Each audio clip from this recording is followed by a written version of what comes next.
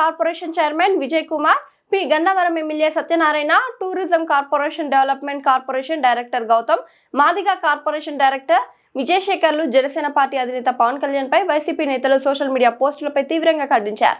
చిన్న విషయం అది ఒక గ్రామంలో జరిగిన సంఘటనను ఉప ముఖ్యమంత్రి పవన్ కళ్యాణ్ ప్రతిష్టను దెబ్బతీసేందుకే కావాలని వైసీపీకి చెందిన సోషల్ మీడియాలో కొన్ని యూట్యూబ్ ఛానల్స్ లో అసత్య ప్రచారం జరుగుతోందని నేతలు ఆరోపించారు. ప్రింట్ అండ్ ఎలక్ట్రానిక్ మీడియా ప్రతినిధులందరికీ కూడా హృదయపూర్వక నమస్కారాలు. ఈరోజు ఈ మీడియా సమావేశంలో నాతో పాటుగా పి గన్నవరం శాసనసభ్యులు గౌరవనీయులు శ్రీ గిటి సత్యనారాయణ గారు, అలాగే ఎస్సీ మాది corporation director Shri Betapudi Vijayasekhar garu, Andhra Pradesh tourism corporation director doctor Gautam Raju garu పాల్గొంటూ ఉన్నారు. ఈ మీడియా సమావేశం యొక్క ప్రధాన ఉద్దేశం గత కొన్ని రోజులుగా రాష్ట్రంలో జనసేన పార్టీ మీద ఒక వ్యూహాత్మకంగా ప్రణాళికాబద్ధంగా జరుగుతున్నటువంటి కుట్రల్ని మీడియా ద్వారా ప్రజలకు తెలియజేయాలన్న ఉద్దేశంతో ఈ మీడియా సమావేశాన్ని ఏర్పాటు చేయడం జరిగింది. గత సాధారణ ఎన్నికల్లో వైఎస్ఆర్ కాంగ్రెస్ పార్టీ తన 5 ఏళ్ల పరిపాలన చేసినటువంటి దుర్మార్గమైన నియంతృత్వ పోకడలకి వ్యతిరేకంగా ప్రజలందరూ కూడా చేదరించుకొని తిప్పికొట్టి కేవలం 11 సీట్లకు పరిమితం చేసి ప్రతిపక్ష హోదా కూడా లేకుండా చేసినటువంటి పరిస్థితి చూసాం. సాధారణంగా రాజకీయ వ్యవస్థలో ఉన్న ఏ రాజకీయ పార్టీకైనా ఇంత ఘోర పరాజయం తర్వాత, ఇంత దారుణంగా ఓటమి పాలైన తర్వాత సాధారణంగా ఒకసారి విశ్లేషించుకుంటారు. దీనికి కారణాలు ఏమై ఉండొచ్చు, ఎందుకు ప్రజలు మనల్ని ఈ విధంగా ఇంత తీవ్రంగా వ్యతిరేకించారు, ఎందుకు ఇంత చేదరించుకున్నారని చెప్పి ఏ పార్టీ అయినా విశ్లేషించుకుంటే తదనుగుణంగా మార్పులు చేసుకుంటాయి. కానీ వైఎస్ఆర్ కాంగ్రెస్ పార్టీ అధికారంలో ఉన్నప్పుడు ఎంత పొగరుతోటి, ఎంత అహంకారంతో, ఎంత కులాల మధ్య మతాల మధ్య వైషమ్యాలు సృష్టించే విధంగా వ్యవహరించిందో ఓడిపోయి ఈరోజు కనీసం ప్రతిపక్ష హోదా కూడా దక్కించుకునే పరిస్థితిలో ఉండి కూడా ఈరోజు కూడా అదే వ్యవహార శైలితోటి వ్యవహరిస్తుండడం అనేది అత్యంత దుర్మార్గమైనటువంటి పరిస్థితి. భారత రాజకీయ వ్యవస్థలో ఏ రాజకీయ పార్టీ అయినా, భారత రాజ్యాంగం ద్వారా గుర్తించబడినటువంటి ఏ రాజకీయ పార్టీ అయినా ఒక బాధ్యతగా వ్యవహరించాలి. సమాజంలో వివిధ రకాల కులాలుగా మతాలుగా విడిపోయి ప్రజలు జీవిస్తున్నప్పుడు సహజంగానే ఆయా సామాజిక వర్గాల మధ్య చిన్న చిన్న వైషమ్యాలు, చిన్న చిన్న గొడవలు, విభేదాలు తలెత్తుతూ ఉంటాయి. అలాంటి విభేదాలు తలెత్తినప్పుడు బాధ్యత గల రాజకీయ పార్టీగా ఆ విభేదాలు తగ్గించే విధంగా, ఆ భేదాభిప్రాయాలు లేకుండా ఒక శాంతియుతమైన వాతావరణంలో సామరస్యంగా జీవించేటువంటి పరిస్థితులు కల్పించడానికి బాధ్యత కలిగిన రాజకీయ పార్టీ ఏదైనా కూడా ప్రయత్నిస్తుంది. కానీ ఏదో వైఎస్ఆర్ కాంగ్రెస్ పార్టీ ఏం చేస్తా ఉంది, గత 2 నెలల నుంచి కోనసీమ ప్రాంతంలో జరుగుతున్నటువంటి చిన్న చిన్న సంఘటనల్ని పి గన్నవరం నియోజకవర్గంలో ఒక ఫ్లెక్సీ వివాదం, దాన్ని తీసుకొచ్చి ఈరోజు జనసేన పార్టీకి ఆపాదించడం, పిఠాపురం నియోజకవర్గంలో ఒక 2 వర్గాల మధ్య ఒక గొడవ జరిగితే వెంటనే స్థానిక శాసనసభ్యులుగా రాష్ట్ర ఉప ముఖ్యమంత్రి వర్యులు గౌరవనీయులు శ్రీ పవన్ కళ్యాణ్ గారు వెంటనే స్పందించి ఏ కులాల మధ్య అయితే గొడవ జరిగిందో ఇది మంచిది కాదు, ఎందుకంటే జనసేన పార్టీ ప్రాథమిక సిద్ధాంతమే కులాలను కలిపే ఆలోచన విధానం. సమాజంలో ఉన్న కులాలన్నీ కూడా కోఎగ్జిస్టెన్స్ తో ఒక ఆరోగ్యకరమైన వాతావరణంలో జీవించాలని చెప్పి పవన్ కళ్యాణ్ గారు కోరుకుంటారు. పిఠాపురంలో ఆ సంఘటన జరిగిన వెంటనే వారు స్పందించి ఆ 2 వర్గాల్ని కూర్చోబెట్టి మాట్లాడించి ఆ సమస్యని పరిష్కరించి వారి మధ్య ఒక శాంతియుత వాతావరణం నెలకొల్పించారు. ముందుగా ప్రింట్ అండ్ ఎలక్ట్రానిక్ మీడియా మిత్రులకు అందరూ కూడా నా నమస్కారాలు. ఈరోజు రాష్ట్రంలో జరుగుతున్నటువంటి సోషల్ మీడియా ద్వారా ఏవైతే కార్యక్రమాలు వైఎస్ఆర్సీపీ వాళ్ళు చేస్తున్నారో వాటిని ఈ రాష్ట్రంలో ఉన్నటువంటి జనసేన పార్టీలో ఉన్నటువంటి దళిత నాయకులు, దళిత మేధావులు కార్యకర్తలందరూ కూడా గమనించాలని ఈ సందర్భంగా తెలియజేసుకుంటూ, ఇది జనసేన పార్టీ మీద, జనసేన పార్టీ అధినేత అయినటువంటి పవన్ కళ్యాణ్ గారి మీద ఒక కుట్రపూరిత విధానం అని ఈ సందర్భంగా తెలియజేసుకుంటూ, ఏదైతే వైఎస్ఆర్సీపీ పార్టీ గతంలో అధికారంలో ఉండగా తాను చేసినటువంటి తప్పిదాలని కప్పిపుచ్చుకోవడం కోసం ఈరోజు దళితుల్ని ఈ పార్టీ నుండి దూరం చేసే క్రమంలో వాళ్ళు చేస్తున్నటువంటి కుట్రని సందర్భంగా మీకు తెలియజేసుకుంటూ, ఒక చిన్న విషయాన్ని గుర్తు చేస్తా. ఈ భారతదేశంలో ఉన్నటువంటి దళితులందరూ కూడా గుర్తించవలసినటువంటి విషయం ఏంటంటే, ఆనాడు వైఎస్ఆర్సీపీ గవర్నమెంట్ అధికారంలో ఉండగా దళితులందరూ అవమానపడే విధంగా డాక్టర్ బిఆర్ అంబేద్కర్ గారి పేరుని విదేశీ విద్యా విధానానికి ఉన్నటువంటి పేరుని తీసేసి జగన్మోహన్ రెడ్డి తన పేరుని పెట్టుకున్నాడు. అంతకంటే మనకు అవమానం ఏదీ లేదు అని ఈ సందర్భంగా మీకు తెలియజేస్తాం. ఎందుకంటే బాబాసాహెబ్ అంబేద్కర్ గారిని మనం ఒక దేవుడిగా పూజిస్తాం. బాబాసాహెబ్ అంబేద్కర్ గారు ఈ భారతదేశానికి దిశా నిర్దేశంగా భారతదేశానికి రాజ్యాంగాన్ని ఇచ్చినటువంటి ప్రపంచ మేధావుల్లో ఒకడైనటువంటి అటువంటి మేధావి పేరును తీసేసినటువంటి జగన్మోహన్ రెడ్డిని క్షమించకూడదు.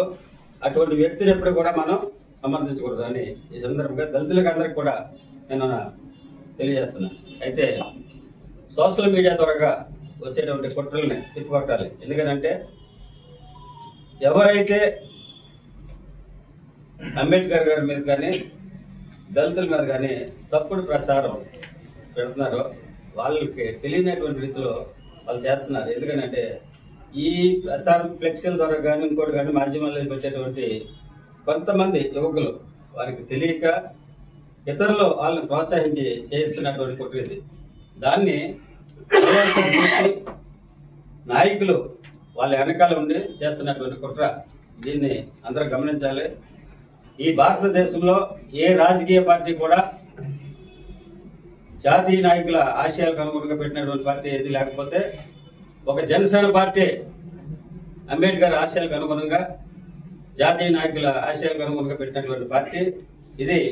కుల మతాలకు అతీతంగా పెట్టినటువంటి పార్టీ. ఈ జనసేన పార్టీ అధినేత అయినటువంటి పవన్ కళ్యాణ్ గారు ప్రత్యేకించి కులం పేరు చెప్తే నాకు వద్దు, అందరూ కావాలి అని ఎన్నో మీటింగ్లో ఎన్నో సందర్భాలు చెప్పినటువంటి మా జనసేన పార్టీ అధినాయకుడు పవన్ కళ్యాణ్ గారు చెప్పినటువంటి మాటల్ని ఈ సందర్భంగా గుర్తు చేస్తూ, మీరంతా గమనించండి, పవన్ కళ్యాణ్ గారు దళితుల పట్ల ఏ విధమైనటువంటి ఆదరణ చూపిస్తారనేది చిన్న విషయం చెప్తా. గత 2009 ఎలక్షన్లో 21 మంది ఎమ్మెల్యేలు అయితే 21 మందిలో 3 ఎస్సీలకి 2 ఎస్టీలకి స్థానం కల్పించినటువంటి ఒక గొప్ప నాయకుడని ఈ సందర్భంగా మీకు తెలియజేస్తున్నా. అటువంటి నాయకుడిని దళితులకు దూరంగా చేయాలనే ఉద్దేశంతో కుట్రపూరితమైనటువంటి పన్నాగాలు సోషల్ మీడియా ద్వారా జరుగుతున్నాయి కాబట్టి దాన్ని తీవ్రంగా ఖండిస్తున్నామని ఈ సందర్భంగా తెలియజేసుకుంటూ, ఇంకా చెప్పాలంటే గతంలో ఎలక్షన్కి ముందు సోకాల్డ్ పేటిఎం ఆర్టిస్టులకు వాళ్ళ పేటిఎం ద్వారా రన్ అవుతున్న సోషల్ మీడియా ప్లాట్ఫామ్ మీద ఉన్నటువంటి కొన్ని ఛానల్స్కి వీరందరికీ మేము ఈ సందర్భంగా ఒకటే చెప్పదలిచాం. వైసీపీ పార్టీ అధికారంలో ఉన్న 5 సంవత్సరాల్లో కొన్ని వందల మంది మీద, దళితుల మీద దాడులు జరిగినప్పుడు, అత్యాచారాలు జరిగినప్పుడు ఆ రోజు ఎందుకు మాట్లాడలేదు? మరి ముఖ్యంగా రాజధాని అమరావతి నియోజకవర్గం ఒక ఎస్సీ రిజర్వ్డ్ స్థానంలో ఉన్నప్పుడు 2019 ఎలక్షన్కి ముందు నేను అమరావతి రాజధానికి కట్టుబడి ఉన్న వైఎస్ జగన్మోహన్ రెడ్డి అధికారంలోకి వచ్చాక 3 రాజధానులని, దళిత రాజధాని తాడికొండ నియోజకవర్గంలో అమరావతి ఉండగా 3 రాజధానులు చేసినప్పుడు ఆ రోజున ఎందుకు ప్రశ్నించలేదు? ఆ రోజున జగన్మోహన్ రెడ్డికి ఎస్సీల మీద ఉన్నది కపట ప్రేమ కాదా అని చెప్పేసి మేము అడుగుతా ఉన్నాం.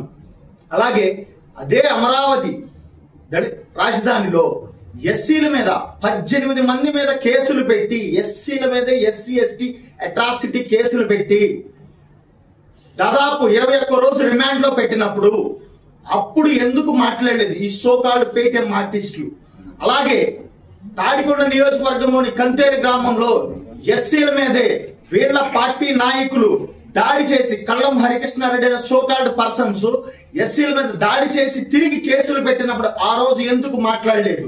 గత 5 ఏళ్ల వైసీపీ పరిపాలనలో ఈ రాష్ట్రంలో ఎస్సీల మీద ఎన్నో దాడులు జరిగినప్పుడు ఆ రోజు మాట్లాడని ఈ పేటీఎం ఆర్టిస్టులు, ఈ సోకాల్డ్ సోషల్ మీడియా మేధావులు ఈ రోజున ఎందుకు గొంతు చించుకుంటున్నారు?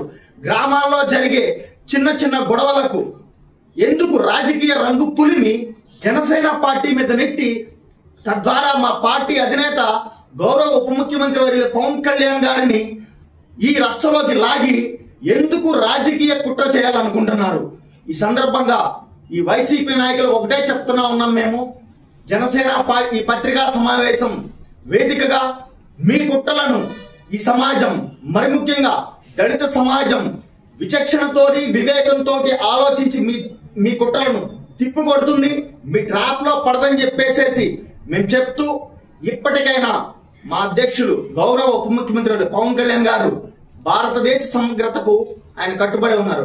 సమాజంలో ప్రజలందరూ కూడా కలిసి ఉండాలని చెప్పేసేసి ప్రతిక్షణం పరితపించే వ్యక్తి. అలాంటి వ్యక్తి డాక్టర్ బాబాసాహెబ్ అంబేద్కర్ గారి ఆలోచన విధానంతో ముందుకు నడుస్తున్న పార్టీ జనసేన పార్టీ ఖచ్చితంగా సమాజంలో అన్ని కులాలను కలుపుకుంటూ ముందుకు వెళ్తూ ప్రజలందరినీ కూడా చైతన్యపరుస్తూ ముందుకు వెళ్తాము.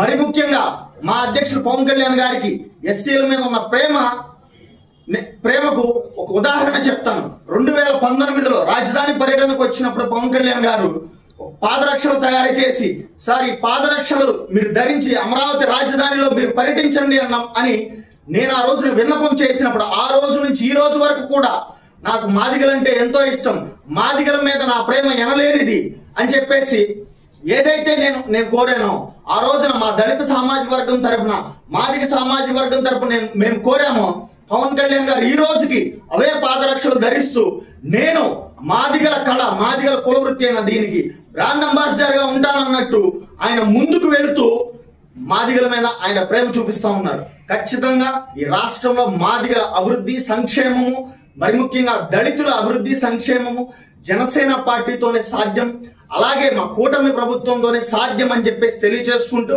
వైసీపీ నాయకులందరికీ ఒకటే చెప్తా ఉన్నాము, మీరు రాష్ట్రంలో కులాల మధ్య మంట పెట్టి, చిచ్చు పెట్టి, విచ్ఛిన్నం చేసి రాష్ట్రంలోని ప్రజలను విడగొట్టాలని చూస్తే మేము ఒప్పుకోము.